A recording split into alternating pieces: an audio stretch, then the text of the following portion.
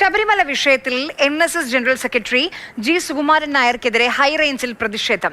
ഇടുക്കി അണക്കരയിൽ പ്രതിഷേധ നാമജപ ഘോഷയാത്ര. NSS വണ്ടൻമേട് മേഖലാ തലത്തിലാണ് പരിപാടി. വിമത വിഭാഗമാണ് പരിപാടി നടത്തുന്നതെന്ന് ഔദ്യോഗിക വിഭാഗം അറിയിച്ചു. നിതിൻ തോമസ് വിവരങ്ങളുമായി ചേരുന്നുണ്ട്. നിതിൻ പറയൂ.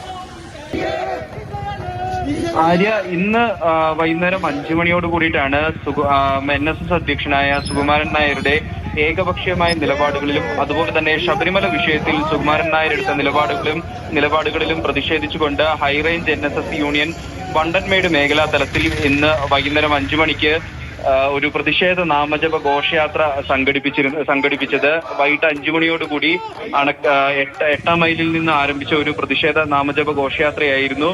പരമാവധി ആളുകൾ പങ്കെടുത്തു എന്നുള്ളത് തന്നെയാണ് ഇതിൽ ഏറ്റവും എടുത്തു പറയേണ്ട ഒരു കാര്യം. ഇതിനു മുമ്പ് തന്നെ ഇത്തരത്തിൽ ഈ ഹൈറേഞ്ച് കേന്ദ്രീകരിച്ച് NSSനിടയിൽ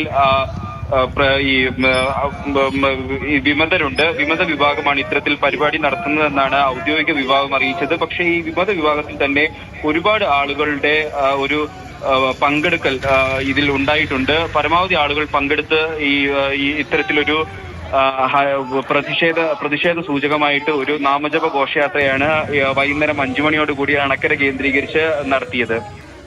ശരി.